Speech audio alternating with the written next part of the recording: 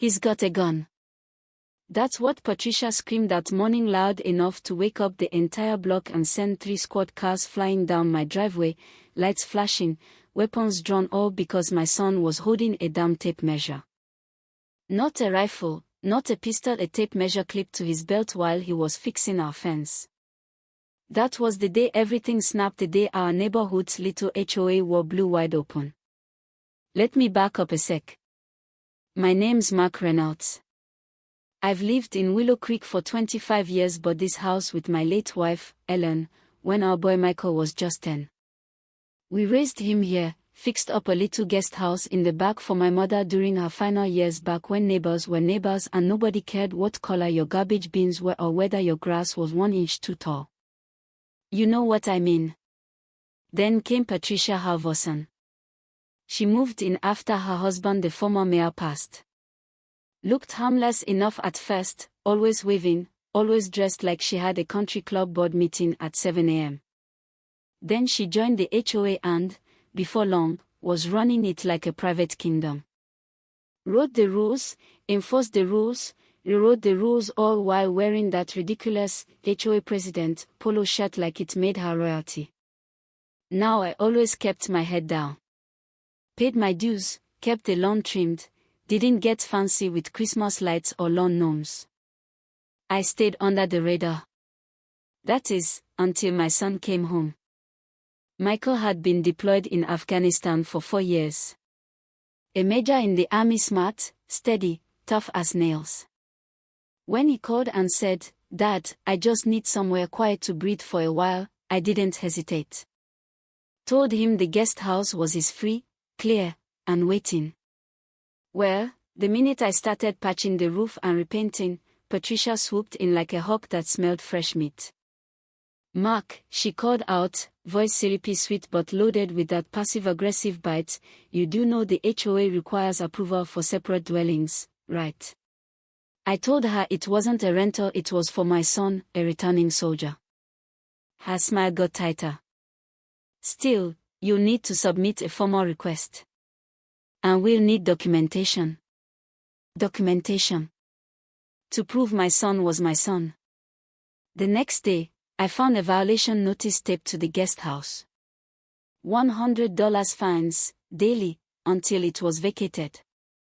That's when I called Jessica Quinn, a property rights attorney with the charm of a Sunday school teacher and the bite of a rattlesnake. She looked over the HOA's so-called amendments and laughed.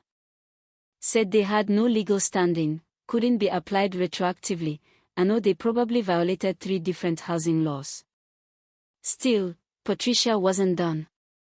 The day Michael arrived in uniform, with medals gleaming and his back straight as ever, Patricia was standing at her mailbox, pretending to sort letters, binoculars dangling from her neck like she was casing a drug deal.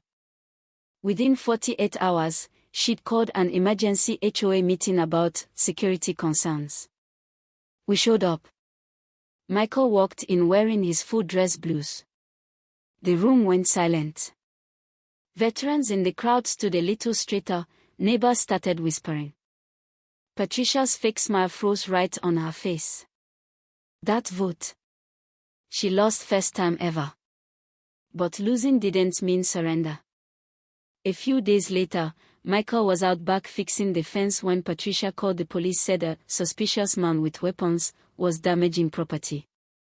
The cops showed up fast, hands near their holsters. Michael kept calm, tools down, hands visible, all while Patricia watched from the sidewalk with that smug little smirk. Then she yelled it.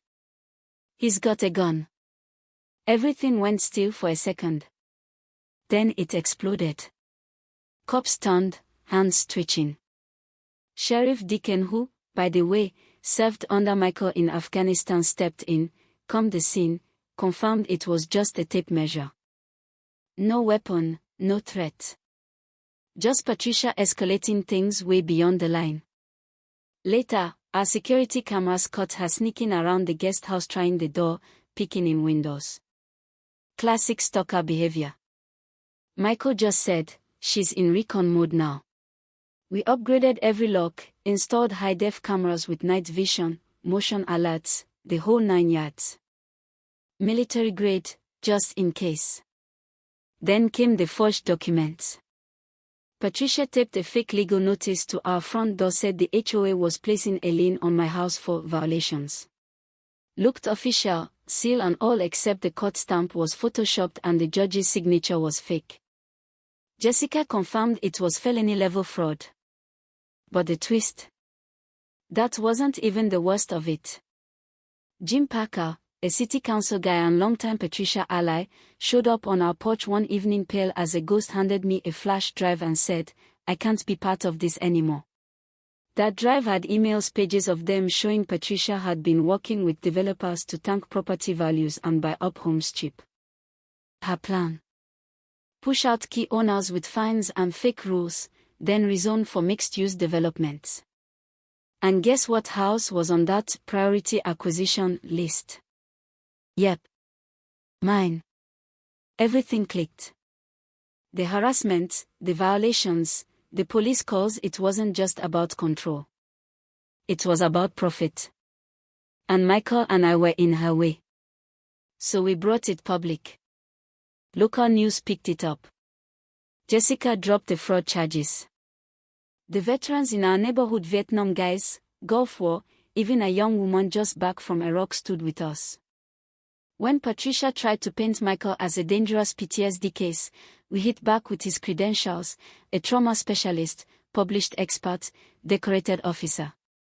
Her fear-mongering blew up in her face. The final straw came when she tried to serve Michael with a fake court summons claiming he needed to be removed for mental health reasons. The judge, a Marine vet himself, saw right through it. Denied the injunction, referred her for prosecution, and slapped her with a restraining order. But Patricia didn't go quietly. The next morning, she was on my lawn, barefoot, hair wild, shouting about unauthorized military installations and surveillance equipment. Sheriff Deacon showed up with a mental health professional and they took her away. Peacefully. Calmly. But it was clear Patricia had finally cracked under the weight of her own lies. You'd think that's where it ends. But actually, it's where it starts. Because once the queen fell, the whole kingdom woke up. The HOA was disbanded. Neighbors started talking again, planting what they wanted, flying flags, putting up kids' playsets without fear. Michael turned the guest house into a transitional home for returning veterans. Rosa, our neighbor, led a new community board with real transparency, fair bylaws, and no gold-stitched polo shirts in sight. And me. I sleep better now. Not because the battle's over, but because we stood up. Together. So tell me this: where's the line between rules and control? Between community and dictatorship? Drop a comment below and let me know what you think. Have you dealt with HOA madness? Have you seen someone abuse power in the name of standards? Because let me tell you, when we stop being afraid to speak up, people like Patricia lose everything they thought they had. And that's real justice.